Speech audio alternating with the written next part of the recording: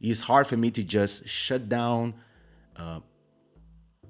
intelligence and just enjoy. I can do it, but I need to have no computer with me, no phone, and just like being somewhere remote with just like when I was in on tour in Cape Verde 10 years ago, and we would stay in Penson Beleza for 2 weeks or 3 weeks, and there's the internet is back then the internet was not as ubiquitous as today, and yeah, I would have nothing to do for hours, and now I'm just listening to music and enjoying music. So from time to time, I have those moments when I'm just listening to music, but I have to remind myself to be the fan. Like where's Nasty saying? I have to remind myself, hey, just be a fan, enjoy.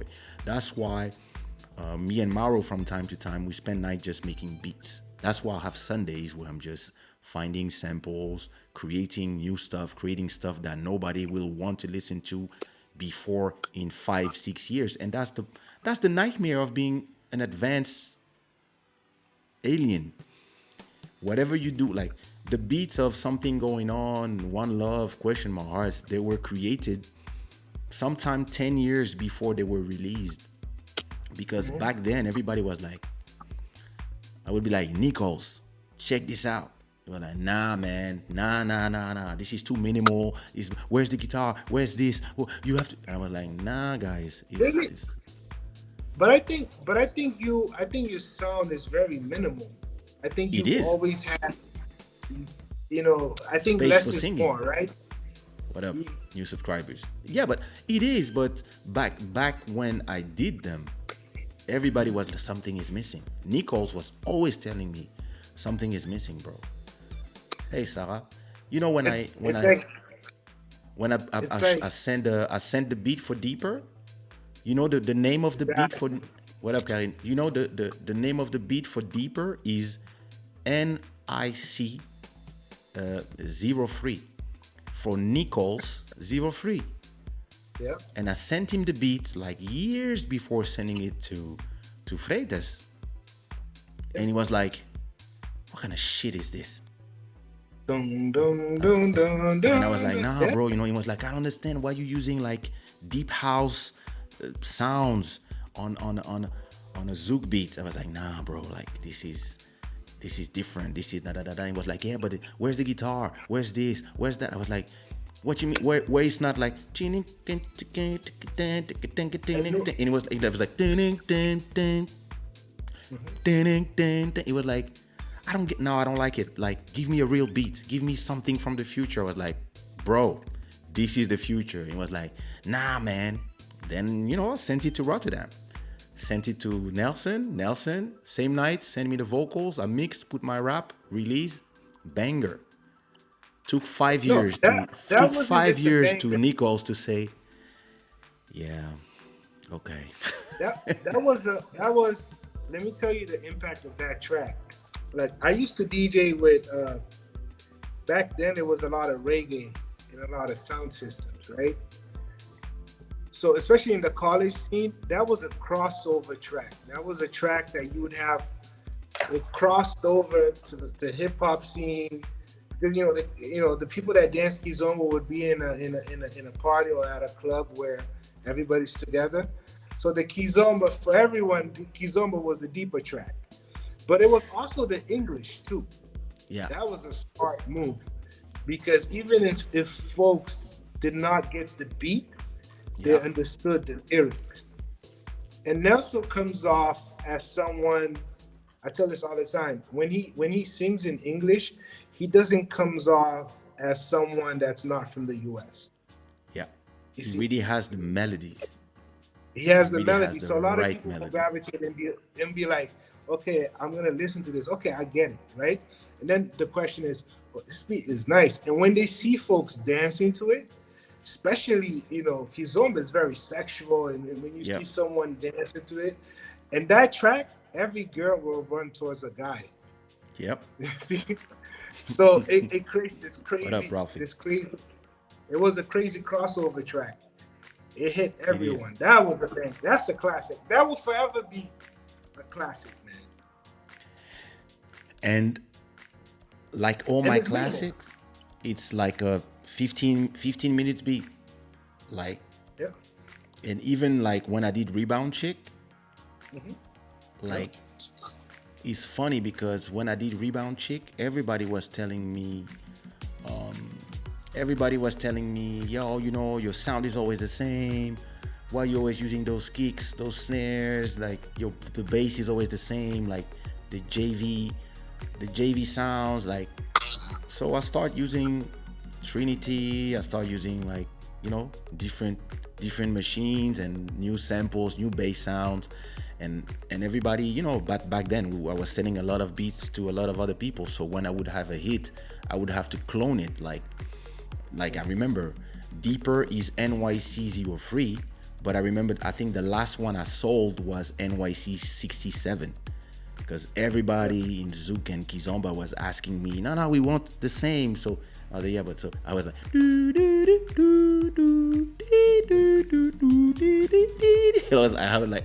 I just milked that to craziness, but then everybody starts saying, yeah, it's always the same sound, da da da da da. So everybody was complaining, and every artist was like, yeah, he needs to reinvent himself.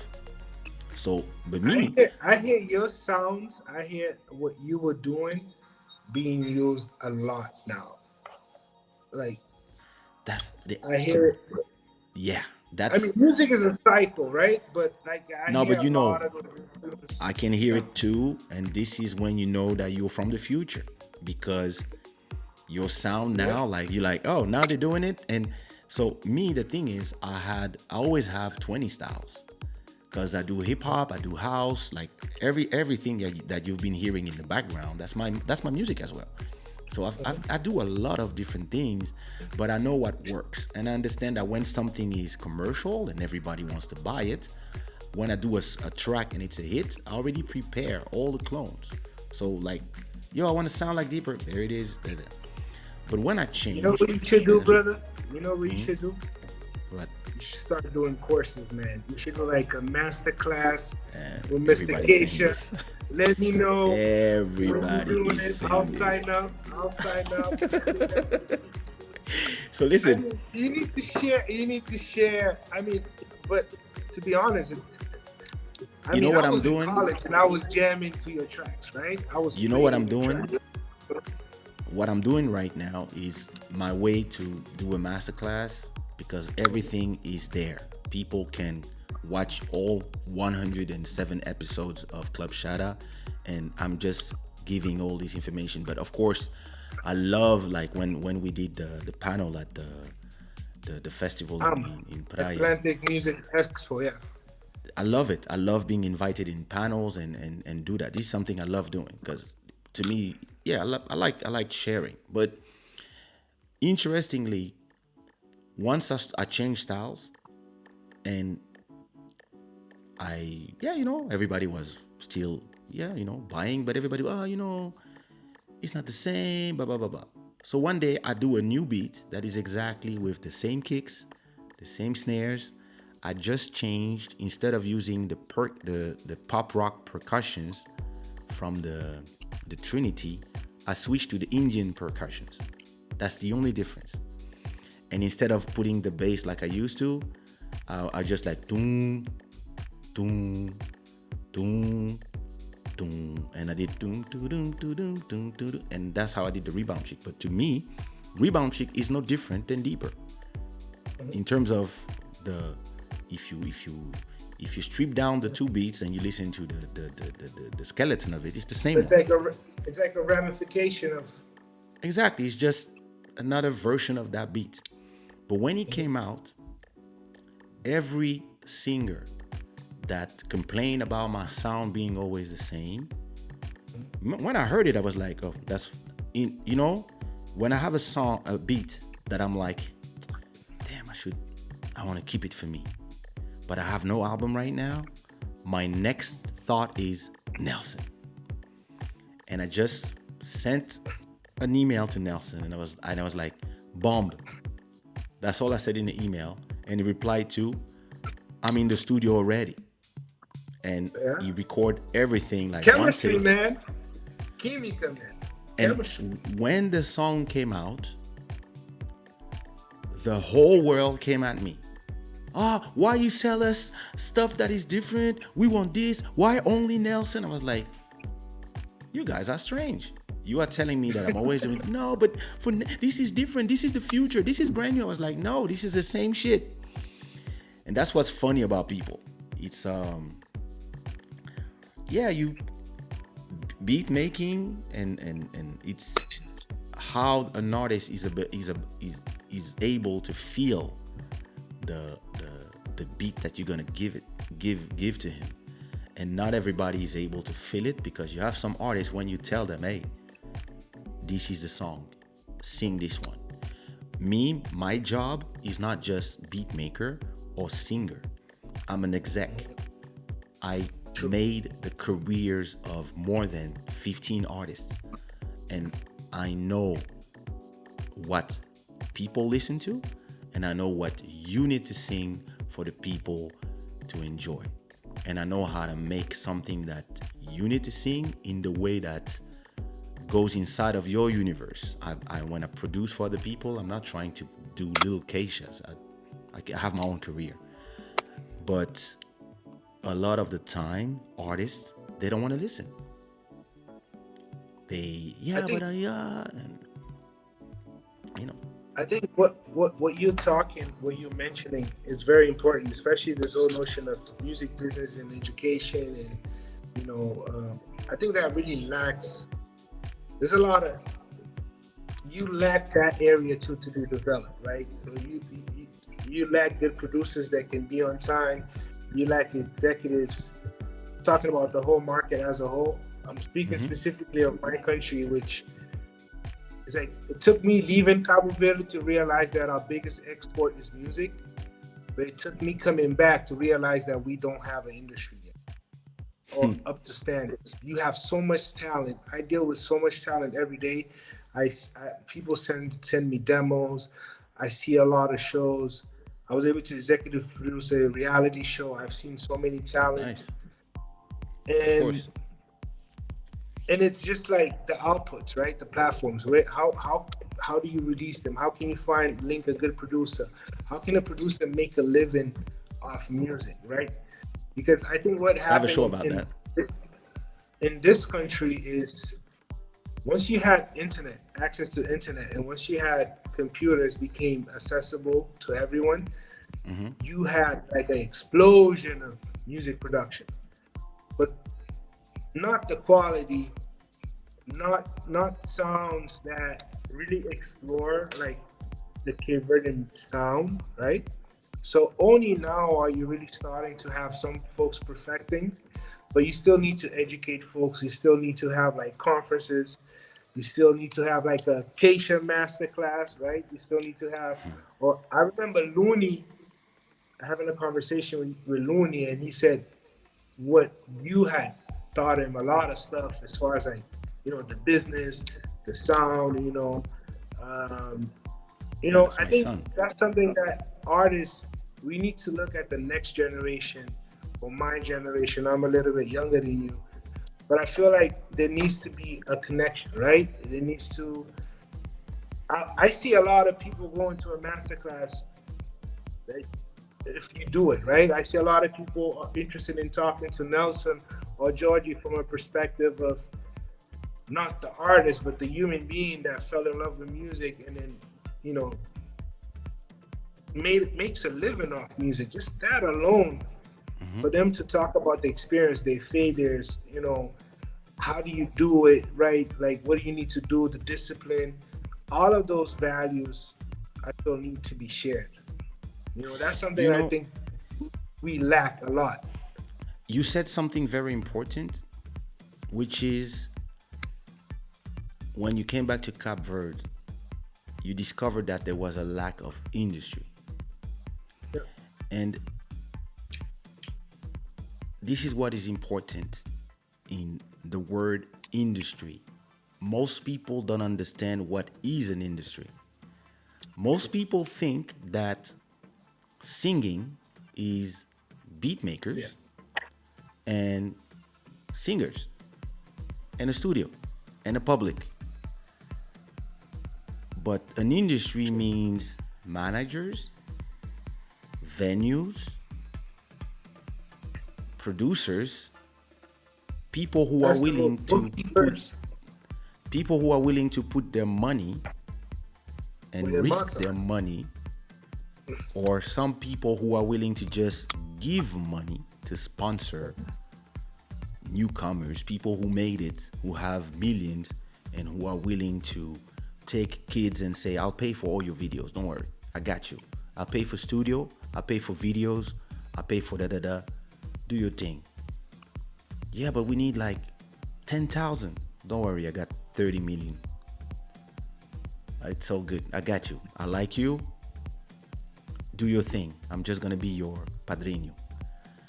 And something that this world like really lacks, especially in the days of today, which is the days of everybody's doing everything by themselves, beat makers being by themselves, artists being by themselves, managers only trying to sell shows and not trying to turn their artists into powerhouses.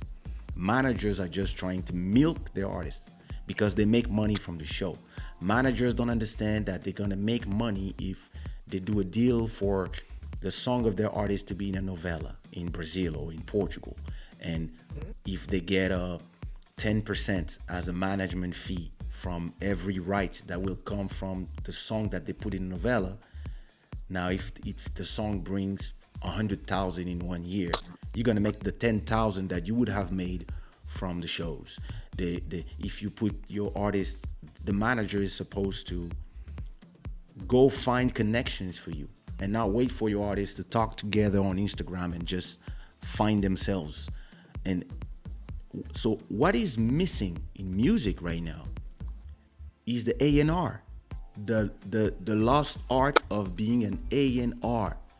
You know, when I did my label in 2003, I was looking at, you know, what Bad Boy was doing, what Wu-Tang was doing, what all these labels were doing, and how they were not just creating music, but how they were, you know, when I did my album, in my first album, you had Elisio, you had Sumia. I mean, my third album, you had Elisio, you had Sumia, you had ABG, and all these people, I was just promoting their names in my album. A year later, Sumia's album comes out, and in Sumia's album, she has featurings with Elisio, ABG. Then on Elisio's album, Sumia comes as a featuring, I come as a featuring, and in every album, I had one song with all the artists from the label. So that every time we would have a new album, you would have every artist from the label supporting. Then I would go to other producers like Nichols, like Ali Angel, like, and even Section Zouk, which was we were all sub labels of Section Zouk. And I would tell them, hey, I'm doing the new album of this guy, Elisio album. Elisio is not a singer, he raps, but I need every singer from the label to sing one chorus so I can use the names of everybody as featuring, so that when I do the promo of the albums, I can put the names of everybody. And in exchange, I'll give a beat to everybody. Since my beat was, I think I was selling a beat for 1,005 and everybody wanted a beat, I was like, yeah, I'll give a beat to everybody. I had a stash of 200 beats, pre-made, pre-mixed. I would just be like, choose one. And this is the art, the lost art of A&R. Not just making music, but having the vision for you and for the whole universe that you are creating for the listeners, so that when the listeners arrive inside your universe, it's a whole town. They can go eat ice cream, they can eat pizza, they can eat couscous. And this is the job of an A&R. And in the world of today where everything is fast, people believe that because, yeah, everybody can have a microphone at home, everybody can have all the tools they need at home. Most people, they don't have A&R. They don't have somebody that, and it's funny because now I do it for my friends. When I'm with Lil Maro and he's doing music or he's telling me what he's doing, I will do the A&R thing with him. I will be like, hey, do a little bit more like this. Why don't you think like that? Try this. When I talk with Body and he doesn't want to do something because he believes that he's underground crowd will hate him for doing something, I'm the one who tells him, who cares about 3,000 people when you can reach 300,000 people? You have to at a point, those 3,000 people, the algorithm will give them what they want. But if you can reach more people, then you will finance the underground music. And sometimes you have to be able to open up, etc. But I see that most artists that I know today, Body, beat makers, every beat people I talk to, they alone, and everybody's trying to make it, but nobody has somebody who has a vision from high there, up there, that can see what everybody's doing and they can see where everybody is from the goal and what road everybody can take. You mostly have people, they see what working, and everybody's just doing the same thing, and you have like 30 clones because, yeah, listen, you go to Splice, you type reggaeton, you find beats of reggaeton, you can, beats, it's easy to make, singing, it's easy to make, you have plugins, they sing for you, you just come, you find good melody. If J Balvin does do do do do, you do do do do do, boom, there you go, and like in a week anyway, everybody will forget this song, and then like and so, and A&R is what was the difference back then. There was some, there was A&R would decide who gets to make music and who doesn't get funded. It wasn't fair, but it was kind of a way to lift the weight out of the listener's shoulder. Today, you're a listener. You have access to 60 million songs, and you have 60,000 songs every day that get added to the mountain. It's noise. Yeah.